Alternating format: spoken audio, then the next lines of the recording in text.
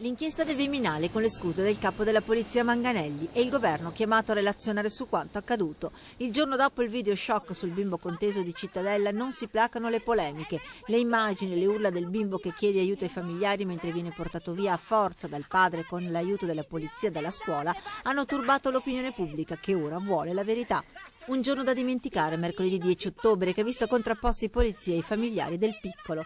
Contrapposizione che ha portato la zia e il nonno del bimbo di 10 anni ed una terza persona ad essere segnalati dalla questura di Padova alla magistratura per l'ipotesi di oltraggio, resistenza pubblico ufficiale e inosservanza di un provvedimento dell'autorità giudiziaria. Una vicenda triste che già ad agosto aveva interessato un consigliere regionale di Padova.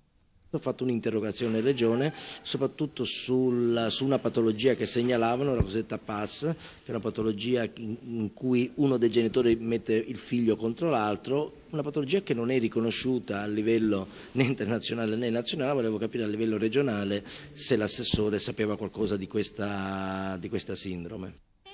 L'avvocato della madre del bimbo Coffaro, presidente dell'associazione Movimento per l'Infanzia, ha intanto annunciato 2 mosse legali. Da un lato la denuncia per falsa perizia del consulente tecnico che ha attestato la sindrome da alienazione parentale e dall'altro ricorso contro il provvedimento del giudice che stabilisce l'allontanamento del piccolo dalla madre.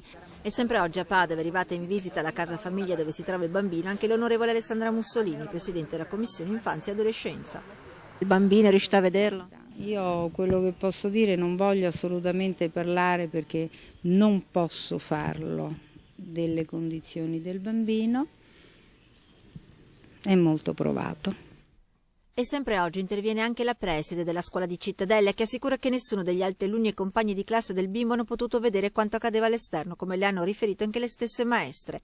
La preside esprime però il suo rammarico per i modi utilizzati per eseguire il provvedimento, disagio che scriverà in una lettera da inviare alla questura e al Tribunale dei minori. A difesa dell'operato della polizia intervengono gli onorevoli padovani Ascerto e Saia, che oggi hanno espresso la loro solidarietà al questore. Polizia dicono che non deve diventare il capro espiatorio di una vicenda dolorosa interna ad una famiglia.